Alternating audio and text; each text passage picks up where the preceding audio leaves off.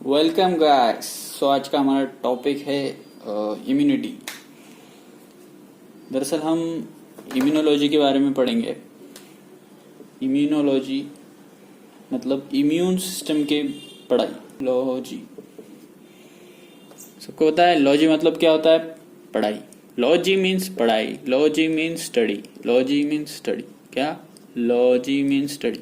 Biology, Logy means study. Bio means life. Life study is biology. Immune study is immunology. So simple. Okay. So immunology का main topic है immunity. हमें पता रहना चाहिए कि immunity क्या होती है, इम्यून सिस्टम क्या होता है, and how are the immune responses given by our body. Our body is surrounded by various diseases. And how does this diseases occur? Diseases होती क्यों है, बीमारियां होती क्यों? Due to the microorganisms.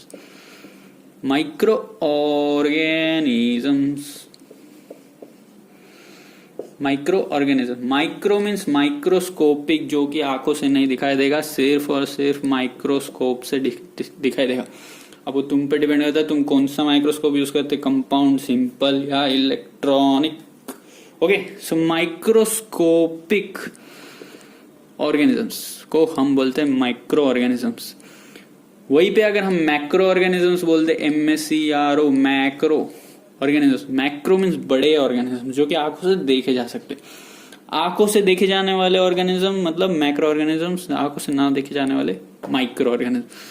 तो जो माइक्रो ऑर्गेनिजम्स होते हैं ये होते बड़े नटखट। ये इनका काम क्या है?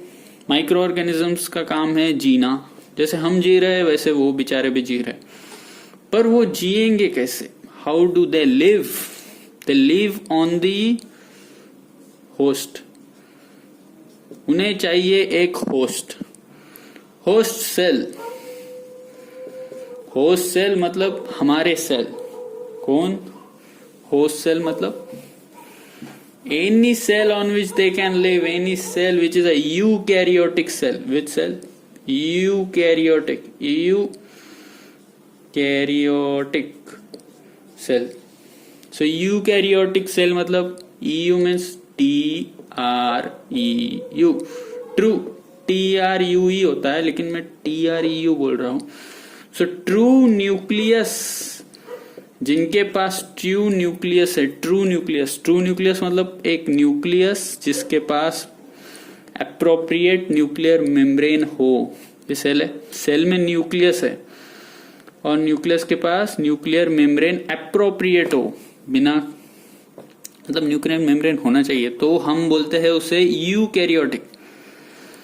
एंड जो हमारे नटखट बंधु है जिन्हें हम माइक्रो ऑर्गेनिजम्स बोलते हैं,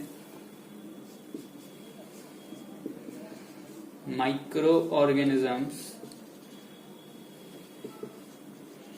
ये होते हैं prokaryotic. Now here these are prokaryotic मतलब इनका जो न्यूक्लियस होता है उनके पास न्यूक्लियर मेम्ब्रेन होता ही नहीं है। मतलब अगर ये उनका सेल है, this is a bacterial cell. Bacteria is a microorganism. Bacteria हो, virus हो, fungi हो, ये सब microorganisms है। So they are prokaryotic. Why they are prokaryotic? Because ऐसा होता है उनका सेल। इसमें क्या कमी है? न्यूक्लियस। यहाँ पे देखो न्यूक्लियस हमेशा सर्कल में दिखाई देगा, यहाँ पे न्यूक्लियस कैसे दिखाई दे रहा है? वेल न्यूक्लियस दिखेगा कैसे? ये तो न्यूक्लियोइड है। न्यूक्लियोइड मतलब सिर्फ वो डीएनए या फिर यहाँ पे जेनेटिक मटेरियल होता है। न्यूक्लियस के अंदर हमेशा क्या होता है? जेनेटिक मटेरियल, डीएनए या फिर आरएनए। उसी तरह यहाँ पे जेनेटिक मटेरियल खुल्लम खुल्ला है, विदाउट एनी बॉर्डर। बॉर्डर अगर होती मतलब न्यूक्लियर मेम्ब्रेन अगर होता तो वो कहलाया जाता ट्रू न्यूक्लियस हैविंग यूकैरियोटिक बोला जाता उसे। लेकिन यहाँ पे न्यूक्लियर मेम्ब्रेन नहीं है, so it is prokaryotic. So prokaryotic organisms mainly what? Microorganisms होते हैं। Microorganisms are prokaryotic organisms and these organisms are the main things, main main सबसे मेन चीजें होते हैं जो कॉज करते हैं डिजीजेस, DISCASC, डिजीज हमारे बॉडी में डिजीजेस कॉज करने वाले ये माइक्रो ऑर्गेनिजम्स। ओके वेल, तो आप यहाँ देख सकते हैं कि मैंने एक ह्यूमन बनाया है, हालांकि इसे बच्चा मत समझिए, ये एक ह्यूमन बॉडी है। ओके सो ह्यूमन बॉडी के अंदर क्या क्या होता है? ह्यूमन बॉडी के अंदर होते हैं स्केलेटन सिस्टम, मतलब ये बोन्स होते हैं। और क्या क्या होता है? ऑर्गन्स होते हैं डाइजेस्टिव सिस्टम के लिए, देन एक्सक्रीटरी सिस्टम के ऑर्गन्स होते हैं, देन मस्कुलर सिस्टम की मसल्स होती है, then there is a brain, होते हैं ना। सो जब कोई डिजीज एक माइक्रो ऑर्गेनिज्म या फिर 100 माइक्रो ऑर्गेनिज्म या फिर गुच्छा ऑफ माइक्रो ऑर्गेनिज्म, जब ये माइक्रो ऑर्गेनिज्म किसी व्यक्ति में या किसी ह्यूमन बीइंग में इंट्रोड्यूस होता है, it has entered inside our body. Okay so ये क्या है? माउथ। ओके माउथ में is lined by what? Obviously epithelial tissues. Then comes the esophagus, it is lined by what? Everybody should know this, squamous epithelium. So basically जो first membrane होती है वो होता है एपिथेलियम। स्किन का क्या होता है? एपिथेलियम। सो माइक्रो ऑर्गेनिज्म या तो सीधा इनडायरेक्टली इनहेलेशन नोज के द्वारा, नोज बनाना ही भूल गया हम, या तो ये नोज के द्वारा आपके बॉडी में एंटर करेगा, या फिर ये माउथ के द्वारा आपके बॉडी में एंटर करेगा, या फिर ये स्किन के द्वारा आपके बॉडी में एंटर करेगा। तो स्किन के द्वारा, स्किन के कैसे एंटर करेगा? स्किन समटाइम्स क्या हो जाता है? स्किन कट जाती है या फिर स्किन बर्न हो जाती है, जल जाती है। सो थ्रू दोस वो वहां से अंदर जा सकते हैं। ठीक है, तो स्किन पे क्या होता है? जनरली ये बैक्टीरिया है, स्किन पे जाके बैठेगा। तो स्किन के ऊपर होते हैं, skin is a tissue, skin is a tissue, it contains what? Macrophages. क्या होते हैं उनमें? Macrophages, PHAGES, macrophages. Now here I have used macrophages. Why I have used macro, I will tell you afterwards. Macrophages, phages जैसी word सुना, phase मतलब bacteria या फिर micro organisms को इनगल्फ करना, मीन्स फैगोसाइटोसिस करना। Phase means phagocytosis,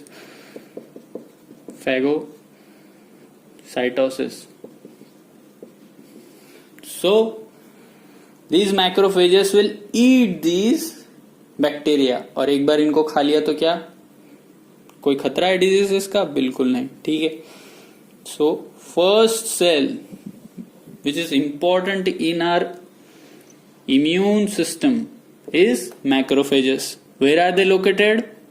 Tissues. क्या बोलोगे आप? Macrophages are located inside tissues. तो टिश्यू हो गया, लेकिन टिश्यूज तो अलग अलग टाइप के होते हैं भाई। ठीक है, so first tissue I will tell you, चलो नर्वस टिश्यू लेते हैं। Nervous tissue, I will not write tissue again and again, याद रखना कि नर्वस टिश्यू में हम इसे मैक्रोफेज नहीं बोलेंगे। What will the name will change, हम ऐसे नहीं बोलेंगे कि macrophages cells are located inside nervous tissue, we will use neuroglial cells. What? Neuroglial cells हम यूज करेंगे। न्यूरोग्लायल सेल्स परफॉर्म दी, कौन सा फंक्शन परफॉर्म करते हैं macrophages? Phagocytosis. Okay, so neuroglial cells perform the phagocytosis function inside the nervous tissue. Next, ये तो first हो गया। सेकेंड टिश्यू हम लेते हैं लीवर। लीवर के अंदर हम ये नहीं बोलेंगे कि मैक्रोफेजेस होते हैं, हम बोलेंगे मैक्रोफेजेस का नाम बदल के हो जाएगा कुफर सेल। क्या हो जाएगा? कुफर, KUFFER। So we will say that Kupffer cells perform phagocytosis inside the liver tissue. Third हम आ जाते हैं लंग्स। लंग्स में क्या होता है? लंग्स में होते हैं एल्वियोलाई। सबको पता है ना, लंग्स में एल्वियोला होते हैं, bronchus, bronchi, bronchioles, then alveoli, at last alveolus. तो एल्वियोलाई है तो हम इसको बोलेंगे alveolar macrophages. What? Alveolar, alveolar macrophages.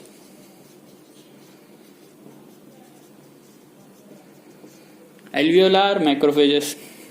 Fourth number is bones. हमारी हड्डियों में मैक्रोफेजेस होते हैं या नहीं? तो बोन्स में होते हैं ऑस्टियोक्लास्ट। व्हाट? OSTEOCLAST,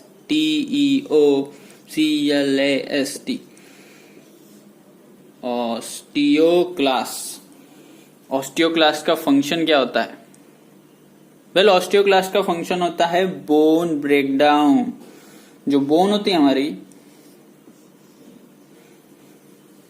वो कंटिन्यूअसली ब्रेकिंग एंड फॉर्मिंग होती रहती है। ऑस्टियोक्लास्ट जो बोन सेल्स है हमारे, ऑस्टियोसाइट्स है। Bone means osteo, okay. Bone को ही हम ऑस्टियो बोलते हैं। सो ऑस्टियो से रिलेटेड जो भी नाम आप सुनोगे तो समझ जाना कि ये बोन से रिलेटेड है, ओके। सो ऑस्टियोक्लास्ट का मेन फंक्शन क्या है? The eating of the osteocytes, और we can say engulfing of the osteocytes. कौन से ऑस्टियोसाइट्स? जिनकी उम्र हो चुकी है। एक उम्र होती है सेल की, and after that they die, and if they die it is our duty to remove those dead cells, okay. So osteoclast वही करता है। जो बोन सेल्स, जो ऑस्टियोसाइट्स कुछ काम के नहीं होते तो उन्हें इनगल्फ करके गंदगी हटा देता है। And at the same time osteoclast के पीछे होते हैं ऑस्टियोब्लास्ट। ऑस्टियोब्लास्ट का काम होता है by absorbing phosphate and calcium, again reforming the bone।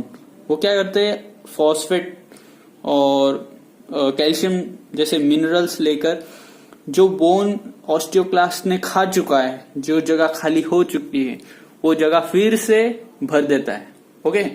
So this way the osteoclast and osteoblast works, okay.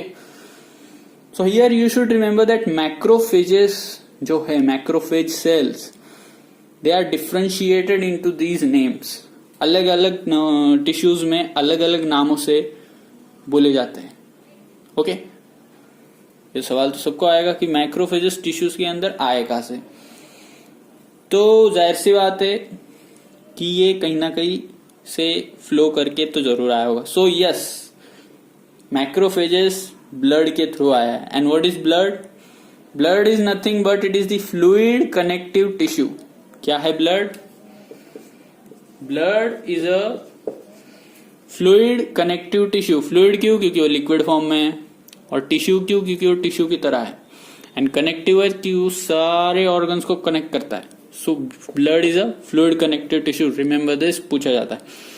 Blood में क्या क्या होता है? तो सबको होता है RBC, WBC, platelets. But here we are not concerned with RBCs or platelets. What we are concerned with is WBCs. क्यों? क्योंकि हम पढ़ क्या रहे हैं? इम्यूनिटी।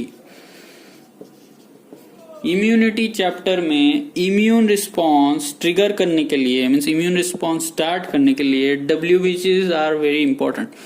अभी ये जो नाम है, red blood cells, white blood cells, platelets, ये पुराने हो चुके हैं। These names are very old now. Now we are becoming doctors, so we should know the advanced names. Red को हम बोलते हैं erythrocytes. What we call red blood cells? Erythrocytes. Don't get confused that erythrocytes and RBCs are different. No, they are not. दोनों same होते हैं, दोनों सार के हैं। RBC मतलब erythrocyte and erythrocyte मतलब RBC. Next, WBC. WBC को बोलते हैं ल्यूकोसाइट्स। क्या बोलते हैं? Leuco, LEUCOCYTES।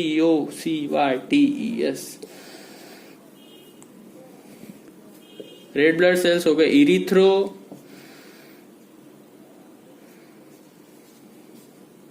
डब्ल्यूबीसीज हो गए ल्यूको साइट्स मतलब सेल्स होते हैं तो साइट्स किसी के भी आगे लगा दोगे तो वो सेल्स हो जाएंगे जैसे ऑस्टियोसाइट्स था मतलब bone cells cytes mean cells okay तो साइट्स मतलब सेल आगे जो लगाओगे डब्ल्यूबीसीज के लिए ल्यूको आरबीसीज के लिए इरिथ्रो प्लेटलेट्स के लिए आप प्लेटलेट्स यूज कर सकते हैं okay this is what I was trying to tell that we are just concern with WBC in this chapter so डब्ल्यूबीसीज को हम बोलते हैं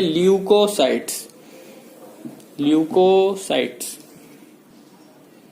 अब इस ल्यूकोसाइट्स में आपको ये याद रखना होगा कि ल्यूकोसाइट्स अलग अलग पार्ट्स में डिवाइड हो चुके हैं क्यों according to their nucleus leucocytes अलग अलग टाइप्स के होते हैं लाइक न्यूट्रोफिल्स हो गया इसिनोफिल्स हो गया बेसोफिल्स हो गया तो first one which is important is neutrophils they are abundantly present inside blood and inside the blood they perform the function of immune response neutrophils को ही हम बोलते हैं cells of innate response or innate immunity so neutrophils are the cells of innate immunity and they are present abundantly means बहुत ज्यादा होते हैं blood के अंदर अगर कोई माइक्रो ऑर्गेनिज्म हो बैक्टीरिया वायरस या कोई और माइक्रो ऑर्गेनिज्म वो अगर ब्लड में आया कैसे आएगा वो ब्लड में जाहिर सी बात है टिश्यू ब्रेक हुआ कट लग गई उसके ब्लड में वो एंटर हुआ एंड ब्लड में जैसे ही एंटर होगा उसके सामने खड़ा हो जाएगा हमारा neutrophil and neutrophil will engulf it and initiate the immune response so innate immunity होती क्या है सो इन्नेट इम्यूनिटी वो इम्यूनिटी होती है it is a type of immunity which we get by birth just now you have come to this world then how come you got that innate immunity yes you got that immunity from your parents parental immunity और you can say natural immunity ये दोनों नाम इसी के नाम है natural immunity कहो या पेरेंटल इम्यूनिटी कहो दोनों इन्नेट इम्यूनिटी ही होता है आपको ये नेचुरली मिली है आपके पेरेंट्स के द्वारा यह innate immunity so innate immunity के सेल्स कौन से होते हैं first one I said you back is neutrophils NEUTROPHILES okay neutrophils secondly जो मैक्रोफेजेस है आपके टिश्यूज के अंदर वो हो गए